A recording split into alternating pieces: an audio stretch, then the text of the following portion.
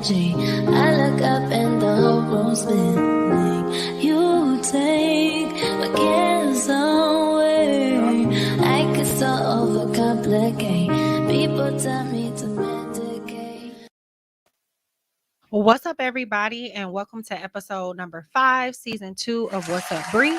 And today we will be tackling the discussion of mental health, mental illness. I decided to bring a special guest. I have a good friend of mine with me. Introduce yourself to the people. Hello. So I'm Tempest Payton. And you want to tell them a little background? Okay, so I have a BSW and then I also have a master's in psychology. I have done some crisis work and I've also done some counseling. And that's exactly why I wanted to have her on today's episode. I feel like mental health, mental illness is something that we don't talk about a lot in the African American community. Just watching her when I first met her, working with kids, adults, and things of that nature, as far as like social work, social development, I feel like she was the perfect person to come on this episode because she can give you the real raw opinion of what really goes on, how to spot signs, what you can do to help people that are around you. And I feel like it's just something that we just need to bring to the light and continue to hone in on as things progress. So we are going to jump into today's episode to get things going. So, of course, we always want to know a little bit about our guests. So, what made you interested in psychology? So I guess I've always been the person that wanted to know why things occurred. I've always believed in a cause and effect. You know, like this person did this because, or like this situation occurred because. So that kind of made me want to dibble and dabble with the brain. Okay. And I enjoy that because again, this is my friend outside of her having her master's, and we really have these in-depth conversations. When things happen, it's like, well, why did you feel like this happened? How did you react to it? How do you feel about it? So when it comes to that, she really does get to the nitty-gritty, and she will ask you like, okay, well, why did you do that? Or why did you think that was okay? So it's serious. So what are some things you learned throughout your studies that were new to you about mental illness? Well, I guess it's a lot, but I'll just kind of narrow in on some things. One of the things that kind of caught my attention a lot is that we have a lot of people that are living with mental illness and they're like thriving. You know, we have those that are CEOs that have severe depression, but they have found ways to cope with that. So it's not something that actually like halts your life or anything of that sort.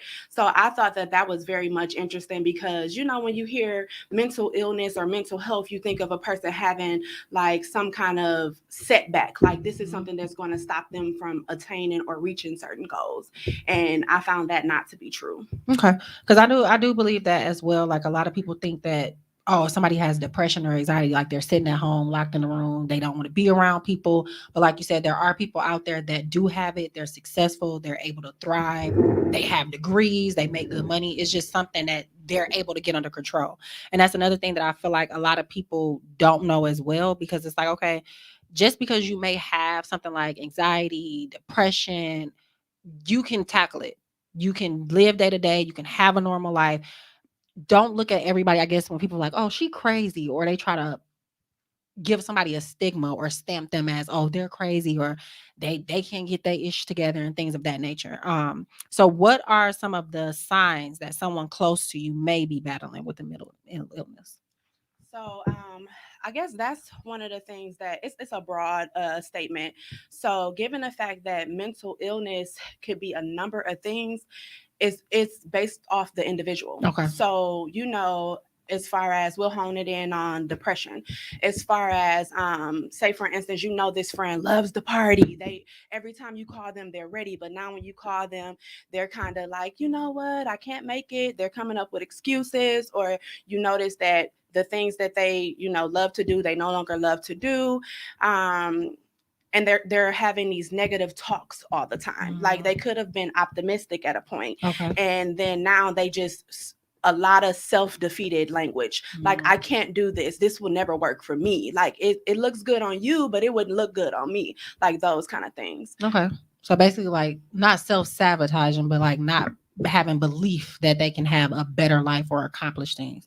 So those are some of the signs that you guys need to look for. I know a lot of people kind of take things not to heat. They're not really listening to their friends when they talk. And I feel like a part of being a good friend is being able to notice and pinpoint those issues, because you guys are going to be the ones outside of family that may be able to assist this person with getting the help that they need, or they may not know that they need at the time. So that's definitely something, like she said, you guys should look out for. So if you have that friend that was real talkative and chatty and bubbly and outgoing, and something flips, you might want to kind of check in on them. So another question that I wanted to kind of pick your brain and ask was, what is a safe and respectful way to approach someone that you believe is battling with mental illness? Because of course we don't want to ever offend any of our friends or family. Well, I guess the safest and respectful way to approach anyone, especially for somebody that is not like licensed, or that is not their background, is to just be genuine. Ask the person how they doing, how they week been going. And like you said, with listening to a person, you will figure out and you will hear and learn a lot.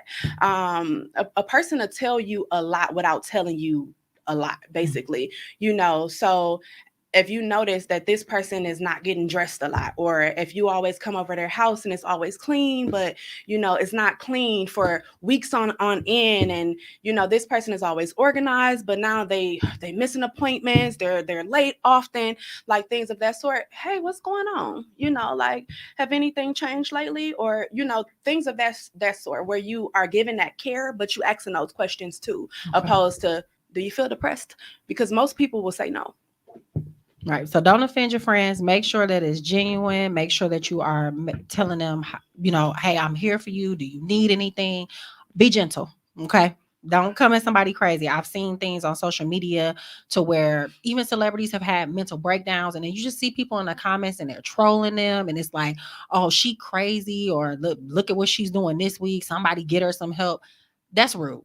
That's not a way that you should handle somebody that's already probably in a fragile state of mind.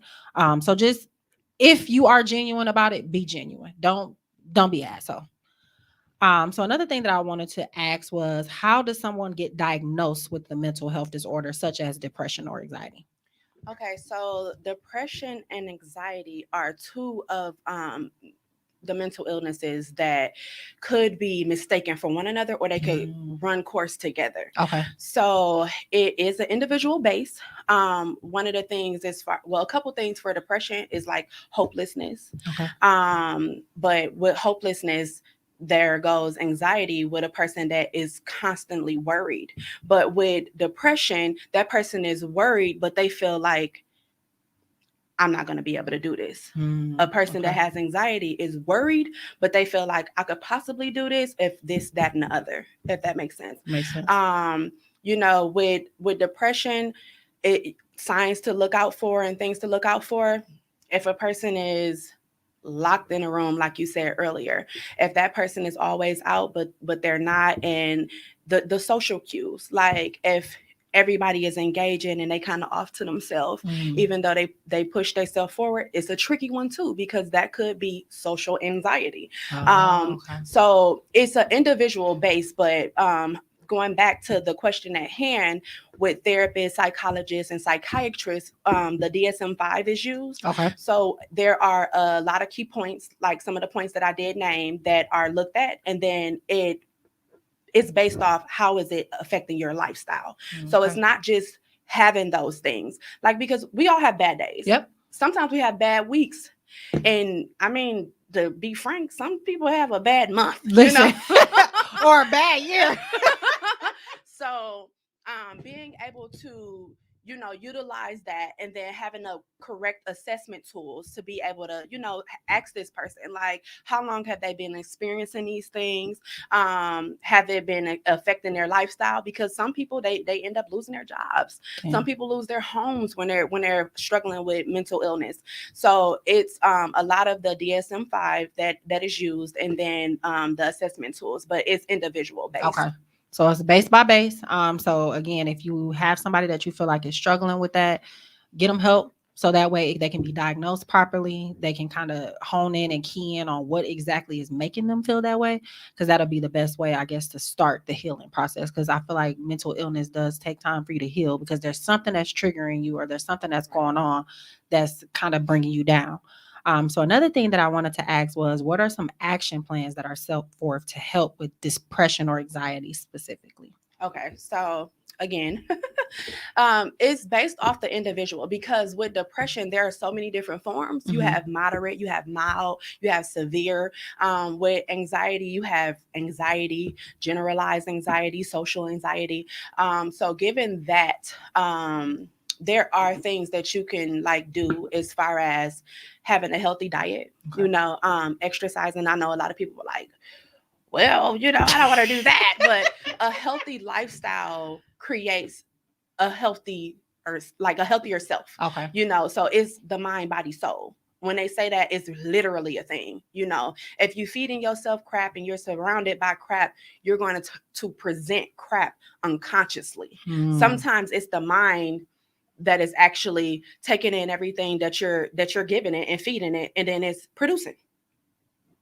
Okay. So there is something that she told me earlier before the show that we didn't know, because everybody knows, if you know me, I like to drink Red Bull.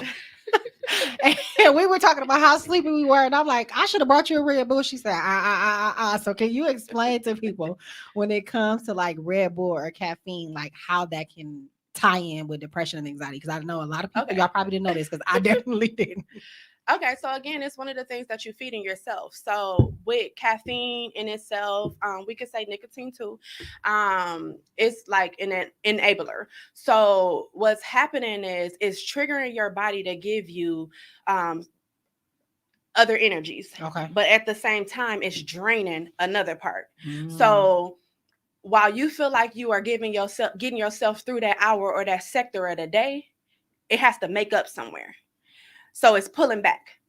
So at the same time, a lot of us, we drink coffee, Listen. we drink tea, we drink soda, but it's not just about being able to like work out, read a book or stuff like that. It's a lot of what you put into you too.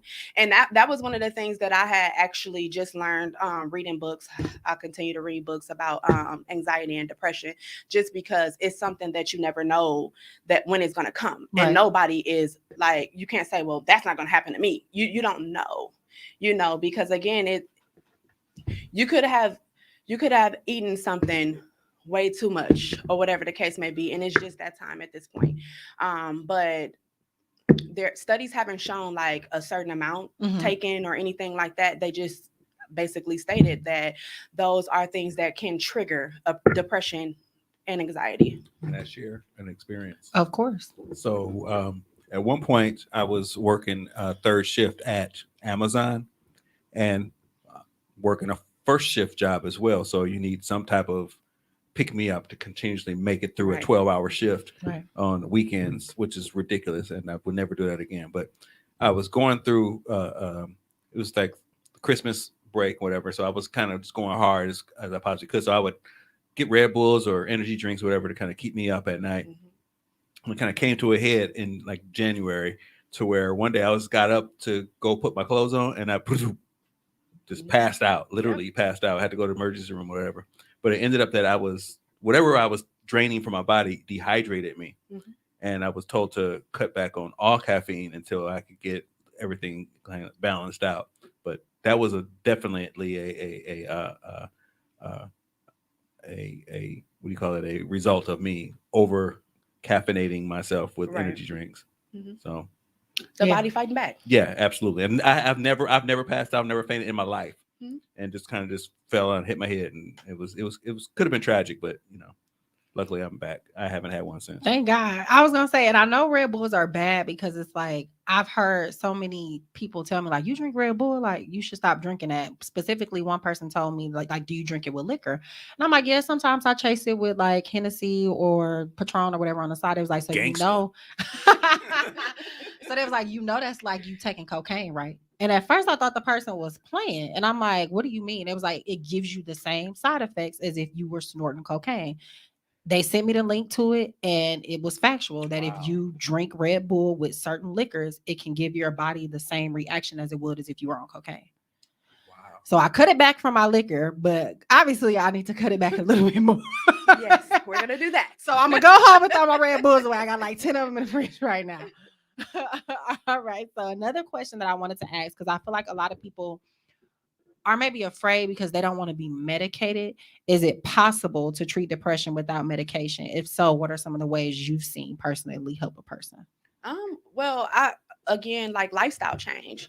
So studies have shown that walking for 30 minutes a day can help decrease the possibilities or like lower depression levels. Okay. So working out like yoga, we in my world called mindfulness, this thing called mindfulness, where sometimes where you meditate, or like, and for some people that they are very, very much religious, like prayer, things of that sort, the way that you eat, the things that you do, a lot of things that I personally do is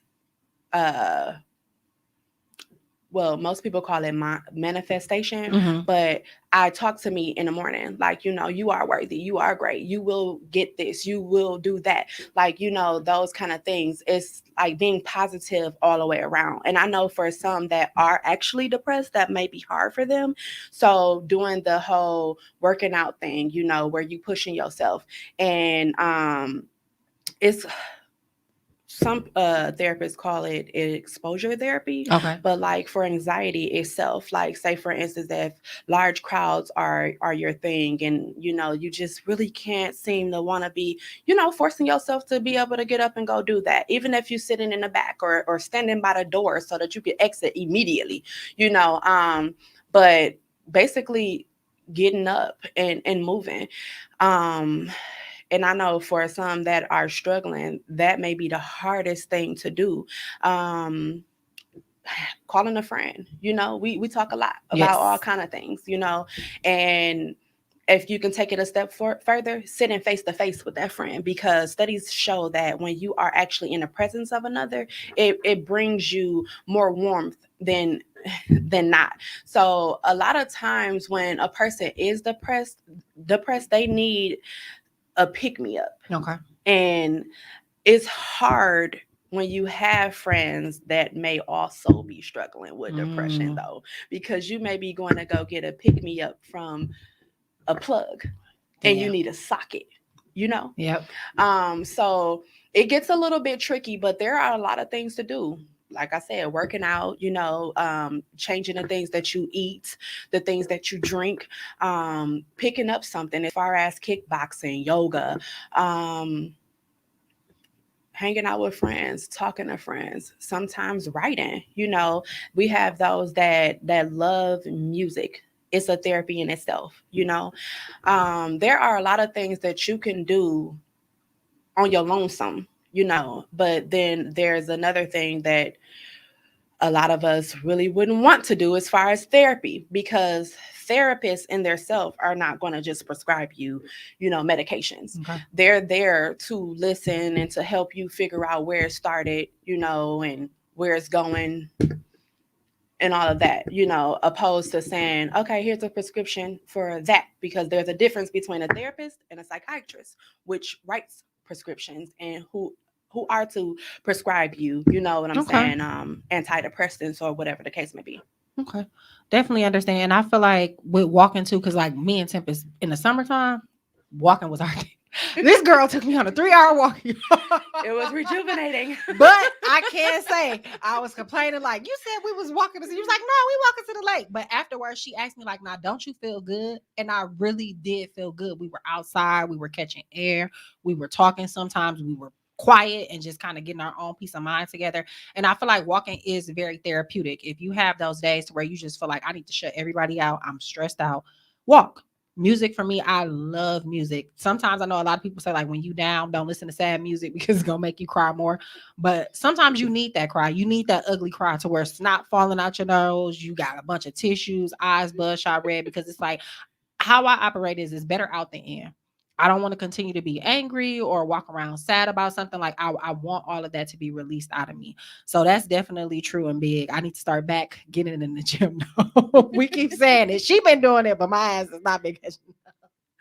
Alrighty. So then one thing I wanted to ask also about mental illness, because a lot of people may not know, can it be hereditary? Like can it be passed down? So that's something that a lot of scientists are on one side or the other. Okay. You know, it haven't been proven, but I will say that environment matters a lot.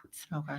And what I mean by environment is a multitude of things. So think about a parent that struggles with anxiety Okay. and they're always worried. They're teaching their child indirectly to be worried. You know, and a lot of parents don't realize that when you talk to children about certain things that, you know, most children don't need to know, bills, losing a job, like you helping that child create everything that you have going on indirectly. And that's not at all what we're trying to do, because most of us want to be different than what our parents were. Right. So we may have been kept in the dark. So now we want to expose our kid to as much as possible, not understanding that what your struggles look like is now their struggles, and they're little people, so their mind is not able to differentiate things as fast as ours are. You know, so although you may not been born with it, it's not a gene that you have, but it is taught to you, you know. So, and that's just like when they say the apple don't fall too far from the tree. That is a thing, you know. Hanging with certain friends that are always negative about whatever the case may be, and then you find yourself having those self-defeating languages. It's a thing that's being taught indirectly, because now it's you're normalizing these bad behaviors unconsciously. So although it may not be hereditary, the environment that you are within definitely helps. And I definitely agree with that as well. Because like I said, I've been through some things growing up, and friends are important. Who you are, like they say, birds of a feather flock together. You may not necessarily be mirror to mirror with that person, but let's just say if you around somebody that's always in drama or always fighting or just always got something going on, that pulls from your energy. If somebody's always calling you and they like, girl, you won't believe what happened today, did this and a third. And it's like, it's okay to vent to your friends. Don't get me wrong. I'm not saying that you don't need to be a friend to somebody. You definitely do. But it's like, if it's consistent and it's just like, it's always something going on with this person and they're not even trying to fix it themselves, that's going to push off on you. Because I've seen that happen to me before. Like, I'll get up, I'll have a good day, I'll be doing perfectly fine. And then one of my friends called me and they're like, girl, such and such that happened. And I'm just like, like, I just feel like every inch of energy that I just had has been sucked out of me. Especially when you sit on the phone and telling somebody like, it'll be okay. You know, you just got to do this and things will get better. And they just hit me back with like, no, it ain't. This gonna keep happening. I'm used to this. And it's just like, damn. Like, okay, so then what you call me? So that in those instances, you want to make sure that you have plugs as friends and you have sockets as friends.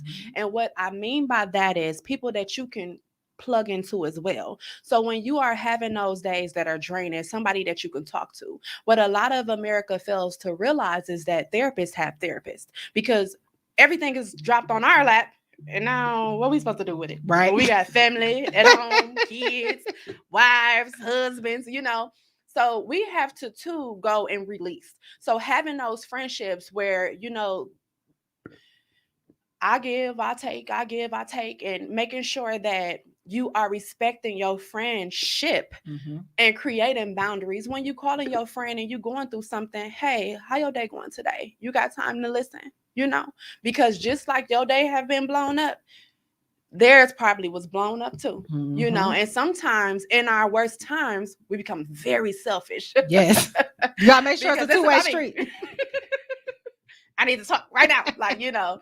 So just making sure that they are okay, because, you know, passing that along is a lot. It is a lot, but it's the best thing to be able to do, to be able to have those conversations with somebody that loves you and wants what's best for you, you know.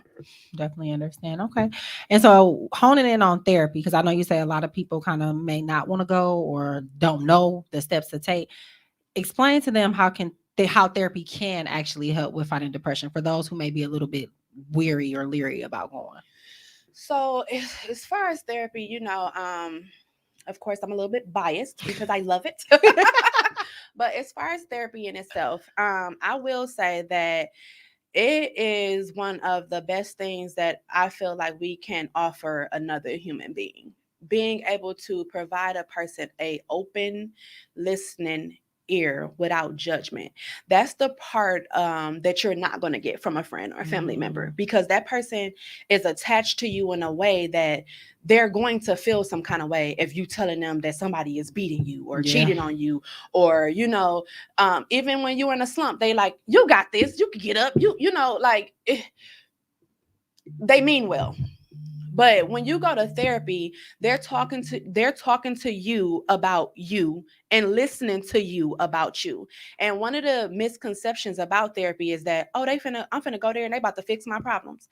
No, you can consider a therapist a mirror. You saying it all out loud, and then that therapist is stopping you in key places and key points, and letting you evaluate that space, and letting you come up with the conclusion on what may need to change or what is working in that area or whatever the case may be. And a lot of times we can't do that alone. We can write it down, but we still don't know what to do with it. Right. We don't know where to compartmentalize this. Or a lot of times we feel like, I'm going to just sever that relationship. Nope, I'm not doing it anymore. Maybe that's not where it needs to be. Maybe you need help creating boundaries. With therapy, you are given tools to be able to cope opposed to cure. And that's what a lot of people are confused about. I'm going to go there and then I'm going to be good. Like, no, you're going to go there and you're going to learn how, when you're in that situation again, how to respond to that. Because I can't promise you that you'll never be in that situation again. But what I can promise you is the next time you're in that situation, you're going to be fully equipped, So therapy to me is one of the things that I feel like we all need, Okay. Even when you think things are good. We all need it, because somebody is either pouring into you or you're pouring into somebody. And now what? Right. What do you do with that? So I definitely understand that. And that actually was going to be my next question. So she answered it. What are myths about therapy? So again, like she stated, therapy is not going to fix your problems overnight. And I think a lot of people also are afraid of therapy because they feel like it makes them feel like, I've heard people say it made them feel worse, especially like with couples and stuff. If they go to therapy, people saying like, okay, well, we went to therapy and now we at home arguing. So stats show that a lot of couples that do go through couples counseling, marriage counseling, and things like that, they end up splitting. Yeah. And a lot of the reasoning is because what I was just saying. Sometimes, you know what's there, but you don't really know what to do with it. And I love this saying, and I've been saying it all week, so why stop now? Zebras don't change their stripes. So you know that you love this person, and you know that that person loves you. However, you know that you don't like this feeling, and you feeling this all the time. I'm not going to tell you what you're going to do with it, but I'm going to ask you how you felt when that happened. And I'm going to ask them, how do they feel about you feeling that way? And it's going to open your eyes and their eyes. Now, therapy makes some couples stronger than they've ever been in life, but it also helps some people see that we are not compatible. That does not make you a bad person. That does not make me a bad person, but we are not the people for each other. We are forcing something that just does not fit. And a lot of us don't accept that because we live in a world where we get what we want by any means necessary. So some means be miserable. Like, I'm going to just live in misery because, I got him. You don't. Like, he mine. So I'm old. Okay. So in comparison to y'all. So I've been through life, and I went through couples therapy with my ex-wife. Okay. In retrospect, I can say that with maturity, if I were to be as mature as I am now back then, I'd still be married with that therapy, because I didn't have the mindset you just said. Like, I didn't have the idea that we need to work on and coping mechanisms as opposed to fixing mechanisms. I was stuck on prove to everybody here that I'm right and she's wrong. Yep. And I didn't hear what I wanted to hear. I was like, oh, fuck this therapist. This therapist don't know what he's talking about. Because he taking sides. Or we went to three therapists because I was like, nah, she ain't saying what I wanted to say. and we ended up getting divorced. But if I were to actually go do it all over again, I think I'd still be married.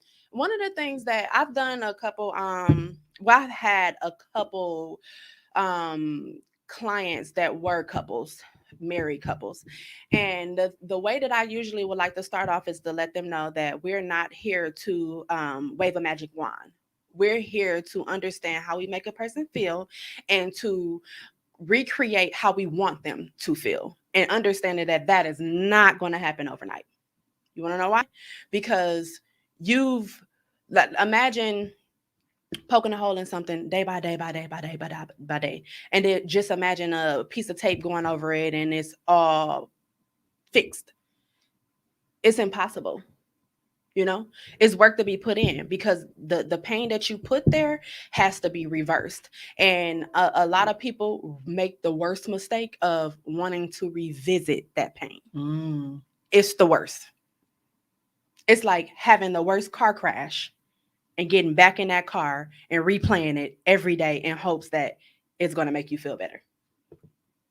I've done that before. I definitely, like, especially if I'm going back and forth with somebody where it's a family member or a friend or relationships where I feel like they hurt me. It's like I want to keep talking about what you did, because it's like, do you not understand how that made me feel? And I think it does heighten the situation to where it's like, okay, I'm reliving this same scene over and over and over again because I won't let it go. Right. We people, though, we make mistakes, and a lot of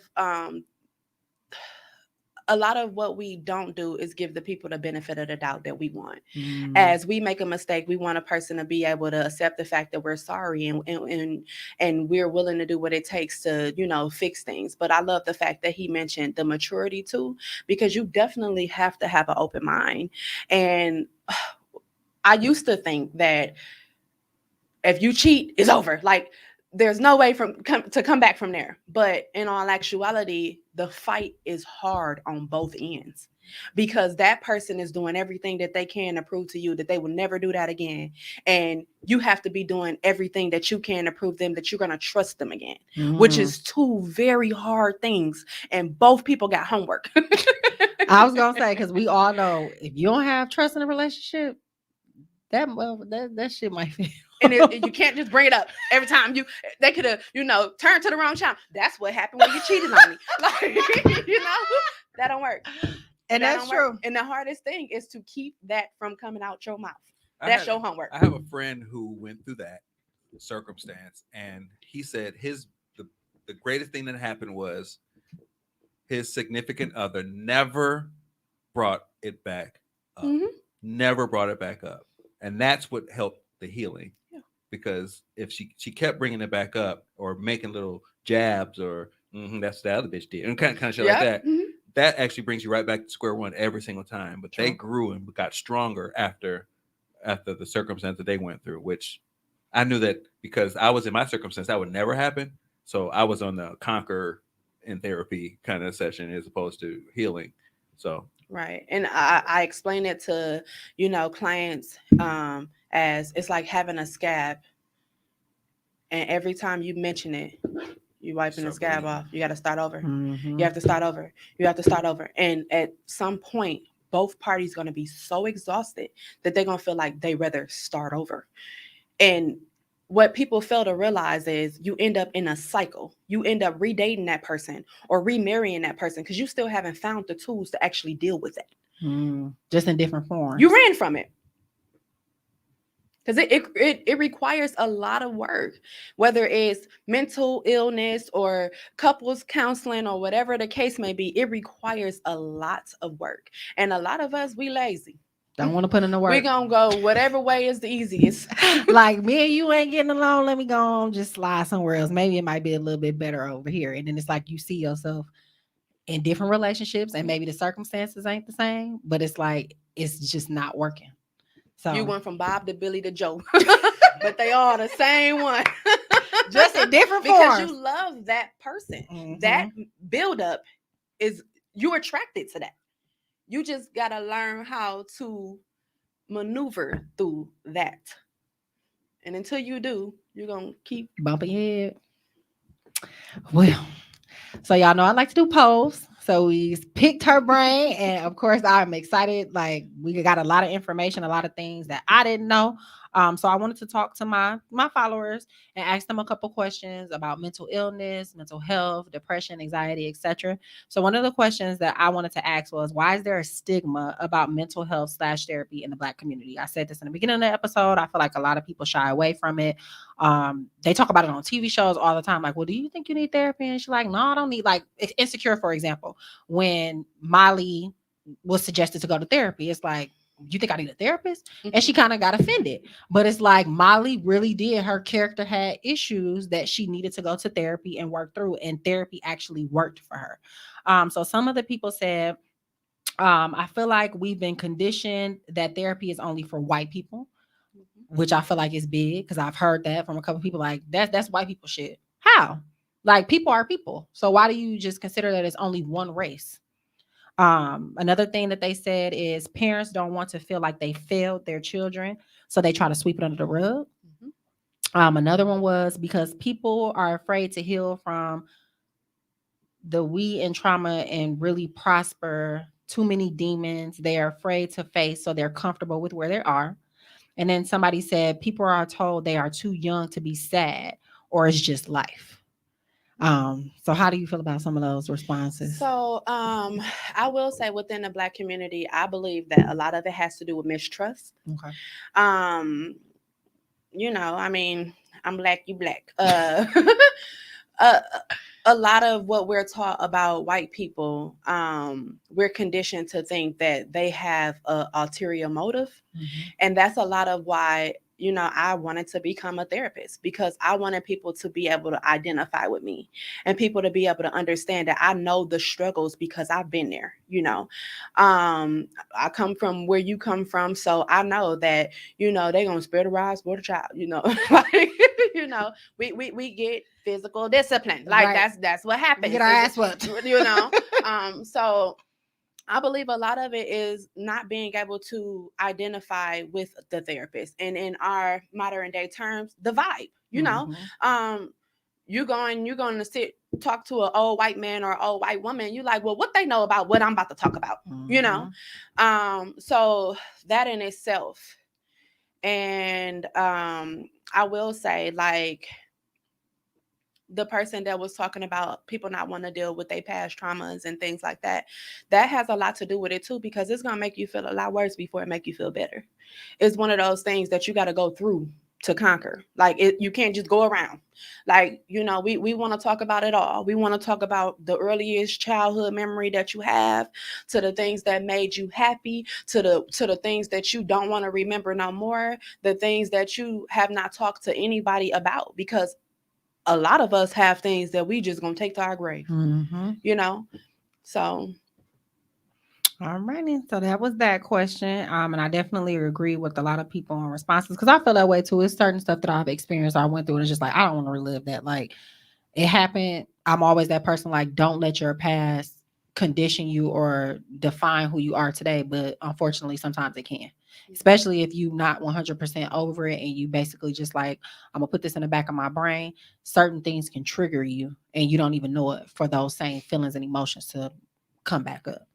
Another question that I wanted to ask: what do you feel is a major childhood trauma that's not discussed enough? A couple of people said mothers making sons the head of the household, sexual abuse, lack of love, never being able to be a child, abandonment and disrespect from elders. I feel like that's why some of us are people pleasers. And then someone else said seeing their parents physically fight each other happens way too often. And that one I feel like is really important, because I feel like a lot of men that put their hands on women, or even women that jump to slapping a man like, oh, we into it, I'm gonna beat your ass. I feel like that's something that you've seen and you feel like, okay, this is the norm. When I'm upset, I'm gonna attack you, because this is the only way that you can understand my rage. So how do you feel about some of those responses? I definitely, I've talked about this a lot with friends and coworkers, as far as, I feel like that as little girls, you are taught to live in the world. You taught to clean, to cook, to raise children, to do everything that you would need to do to survive, basically. And I feel like like boys, when it comes to like mothers, they love their sons and they raise their daughters. Like, you know what I'm saying? I've seen a lot of things where women are calling their sons their king, or this is daddy, or whatever the case may be. But that is not how the little girl is described ever. I have not ever seen that. Little girls are taught to wash the dishes and stuff like that, but at the same time, little boys are taught to take out garbage and whatever the case may be. A girl may get in trouble, the mama will go ham, turkey, bacon. The little boy get in trouble, it's like she kind of understands it. And I don't know if maybe she feels like he needs the dad more. And I'm talking about single moms at this point. She feels like he needs the dad more, so she's like compensating for that. But it's just different. It's different. The energy that you get from a mom when you are a daughter opposed to when you a son is different. And I mean, I can't say why, because I don't have boys. And then of course my little girl's got the daddy, but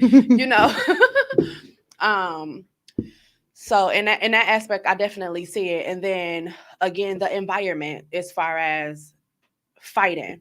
So that's one of the things that I struggle with when it comes to my children, physical discipline. I'm not sure when to or when not to. And as a Black woman, when elders see us, they like, you better beat they, But I'm not sure when it's appropriate, because I don't want to do, a negative reinforcement to the point where my kid know, well, when you upset and somebody disappoints you, you knock the shit out of them. You know what I mean? Because that's what we're indirectly teaching them. Okay, I'm mad. You made me feel some kind of way. I'm gonna whoop you. Like, because it is not just with fighting the dads, it's just being taught, period. Like, how many times have, we didn't wash the dishes and our mom came home, we got our ass beat. Like, you didn't do that, when in actuality, now that I'm an adult, and counselor too, now I think about it, us as adults, we forget plenty of shit. Now, what if people just beat our ass every time we forgot something? You know what I'm saying? Like, we would never stop getting whoopings. Like, I forgot almost everything, almost forgot my kids, but just thinking about how we're brought up, a lot of that is.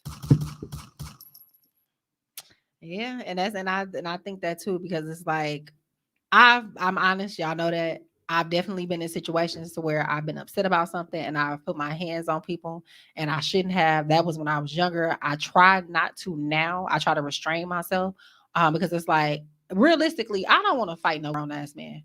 Like, I will. Look, I will try my damnness if I have to. I will pick up something. But I don't want to do that. And it's like, I don't want to be toxic either. Like, I don't want to be in the midst of toxic situations. Let's be real. You won't lose all the time. Sometimes you might have a good day. You're going to lose. You're going to lose. But there's one nigga out there who getting his ass beat. He letting you. You better believe it. He's letting you. Because I ain't gonna lie, like, y'all can call it a double standard, whatever you want to. Men, physically, their body types are built differently than women. So it's like, especially if you smaller than your partner, like, trust me, I done been in some situations to where it's like, damn, like, I should have just not even hit you. Like, I should have just left or just walked away. And trust, you didn't win. You outsmarted his ass. You hit him from an angle, or you got him from a space. You did not overpower him. It was one of them things. I won a couple of battles from here and there. You outsmarted him in that. Outsmarted him, or he was super respectful of the fact that he was not going to overpower you. No, or that too. But from personal experience, that person was on crutches when I took off. That person was on crutches. That's dirty. No, you heard what I said. Outsmarted them or use the ankle. I'm like, okay, I'm gonna push you down first because I know it's gonna take you a little bit longer hobbling to get back around up. trying to catch you. You didn't. And I definitely, once I saw him fall, I walked the fuck out the house and left. Like, I'm gonna let you get up and think about that. But yeah, so that is true too. And it's like, if you are in a situation like that to where it is toxic, like I talked about it last season, abuse is never okay, whether it's coming from a man or a woman. So if you in something like that, if you guys can't figure out how to battle each other without physical, touching, like punching, slapping, pushing, just get out. Like it ain't worth it. Trust me.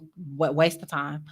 So another question that I wanted to ask from personal experience, do you feel as if you could have benefited from therapy as a child? 79% of my followers said yes, and 21% said no. I'm a part of the 79%. I feel like if when I was younger, if I could have gotten therapy, and of course, as a kid, you're not thinking about it. You think about it now when you get older.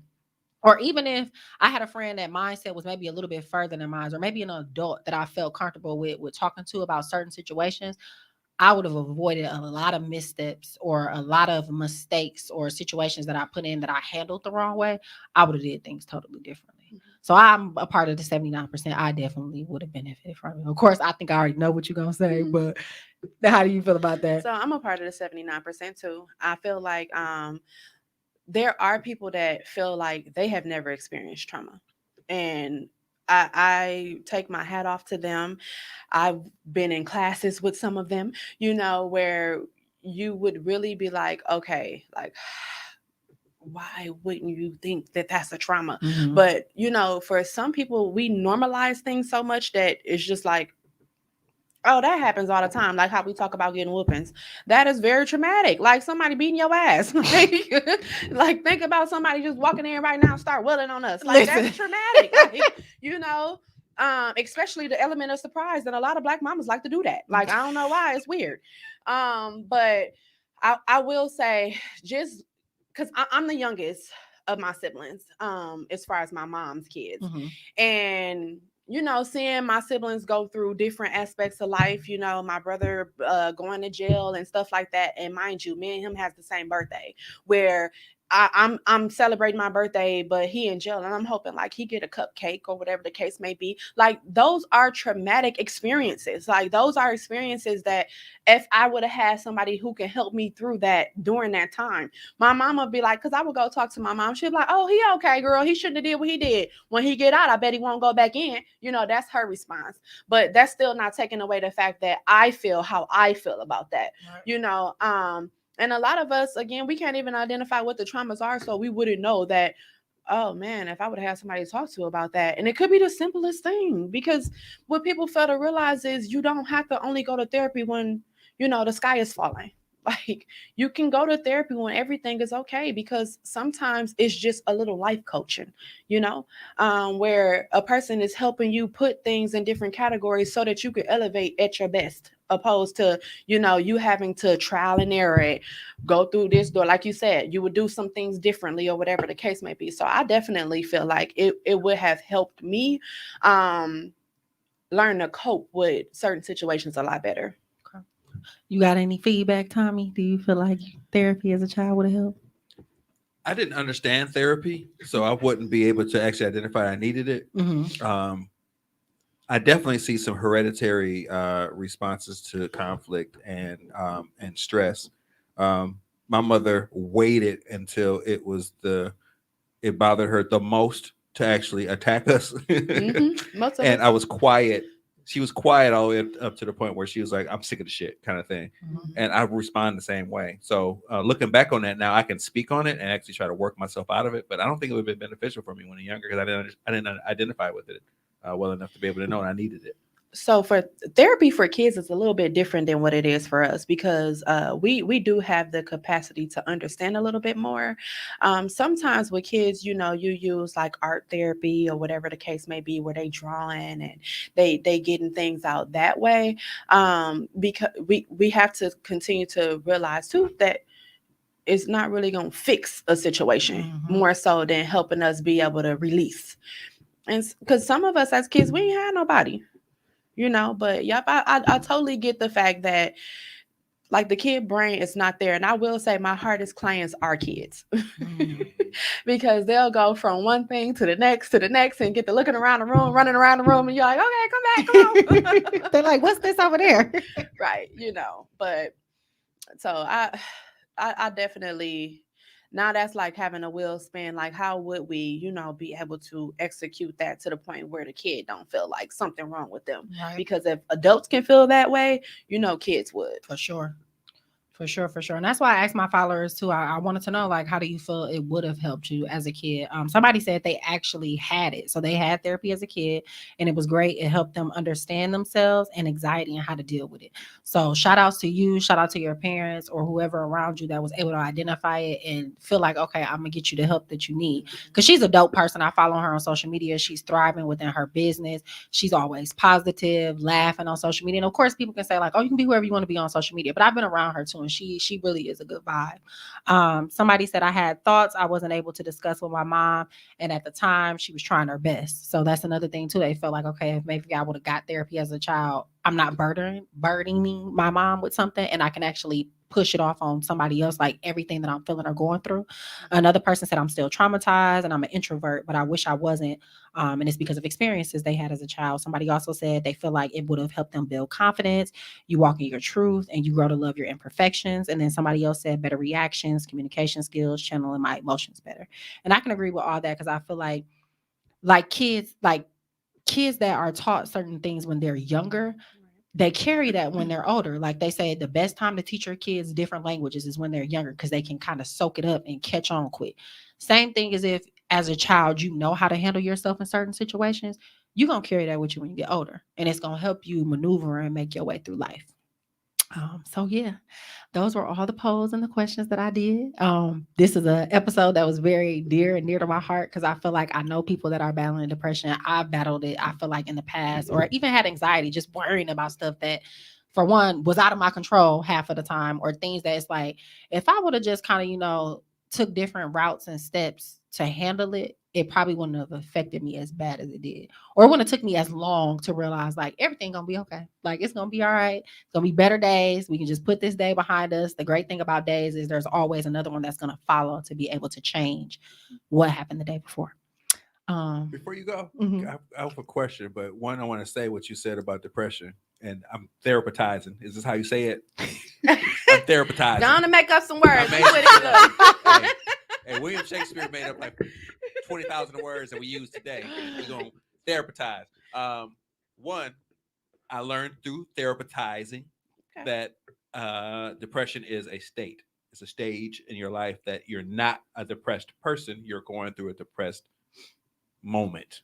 So the fact that you kind of move your way out of that, I don't know, is that accurate? So I guess to like answer and not answer at the same time, there is a thing called like seasonal depression, Mm-hmm. where in this season, in this moment, you go through that stage, Mm-hmm. but it is reoccurring. So you get those skills and those tools, and it helps you learn how to cope. Gotcha. So if you might not be as far in that hole as you was when you first experienced it, Mhm. but now you know, like. And a lot of us, we pay attention to ourselves unconsciously.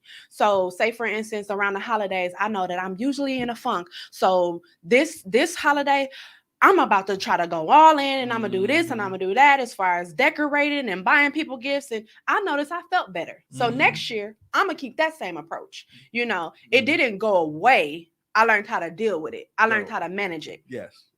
So speaking of that, because I don't know if you're speaking from legitimate experience as a therapist, who therapizes you? So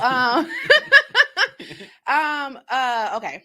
So when I went to school, we would have group therapy sessions where we actually had to go through it. Like we were actually getting graded on pouring out our heart and our soul. Mm-hmm. And then our classmate was our therapist. Okay. And when we may say something that may be triggering or maybe not as correct as it should be, our professors were therapists. They worked at other, clinics. Yeah. Right.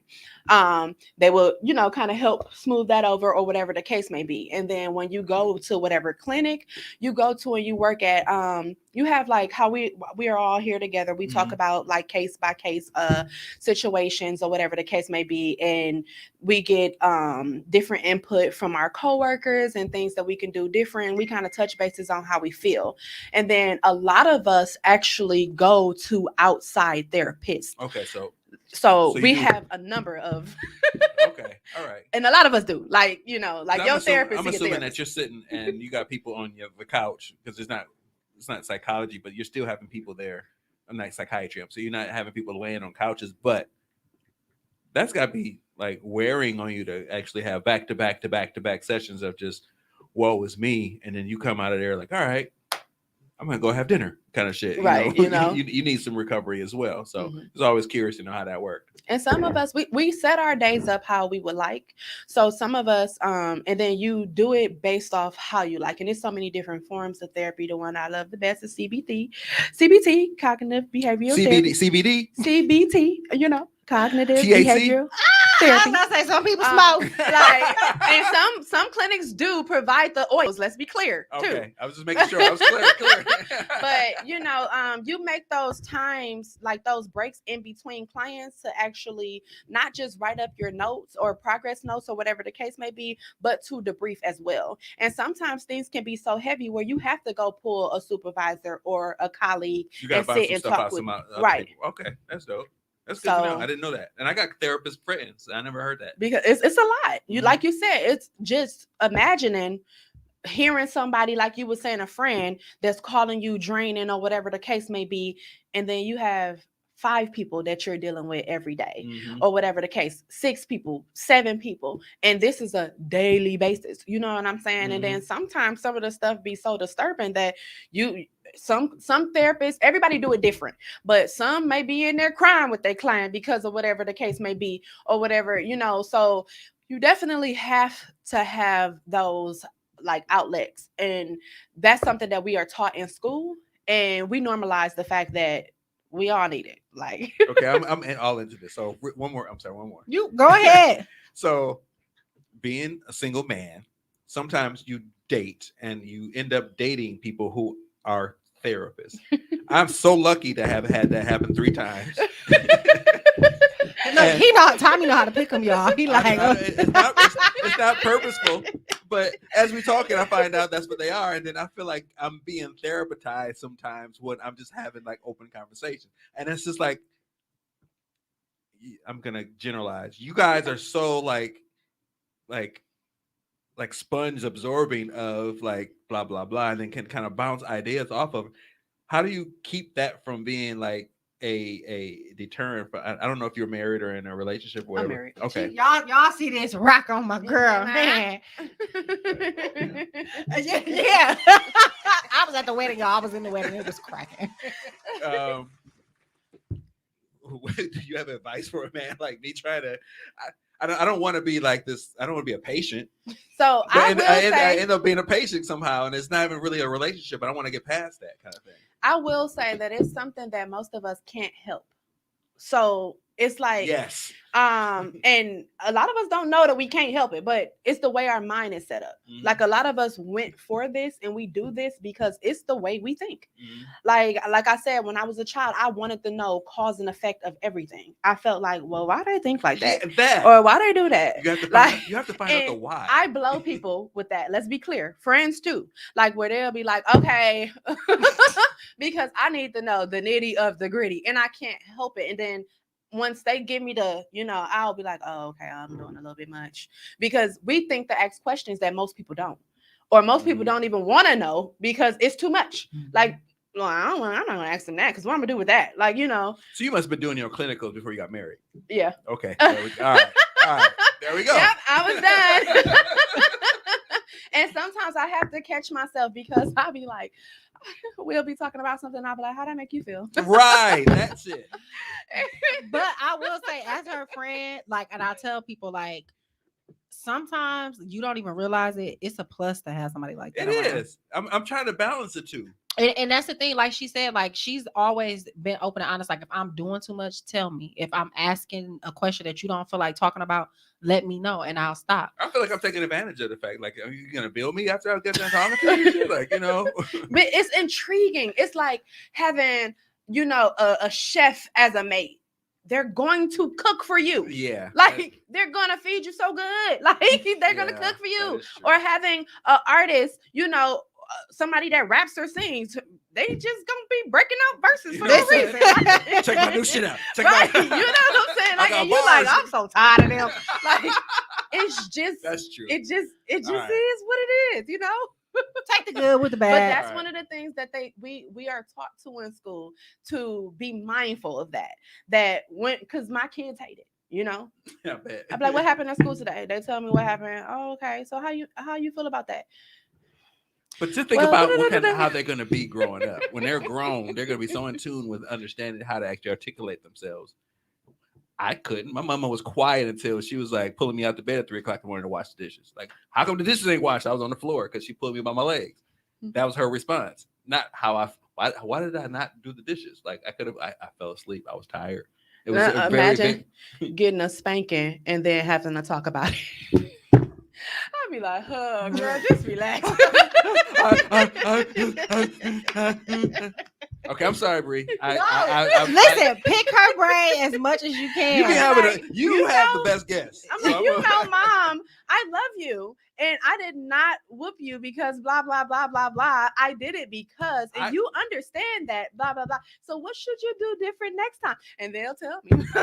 I have a better relationship with my children because of that. Like I did not want to do that. And sometimes I apologize for actually doing that. You this should. is why I did it. Yep, you should. Parents, I feel like all parents should understand and respect the fact that our children are people too. Mm-hmm. And a lot of them are smarter than us. Mm-hmm. Little do we know. Mm-hmm. And apology goes a long way because sometimes we incorrect. Like, and sometimes we come at them incorrect because we done had a off day today.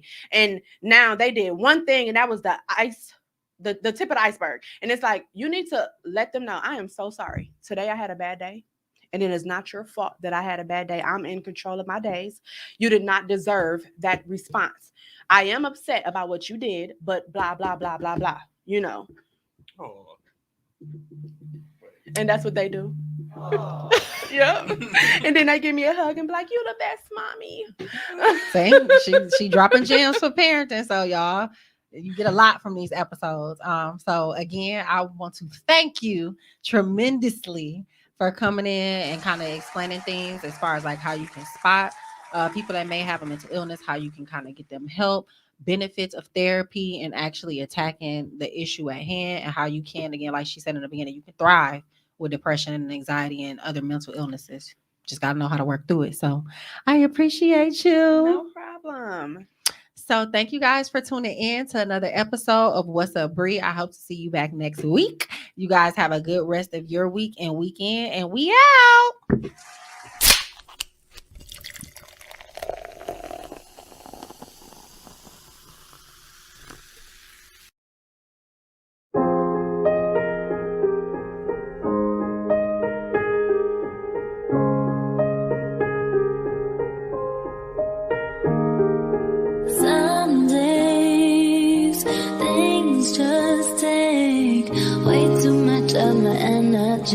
I look up and the whole room's spinning. You take my cares away.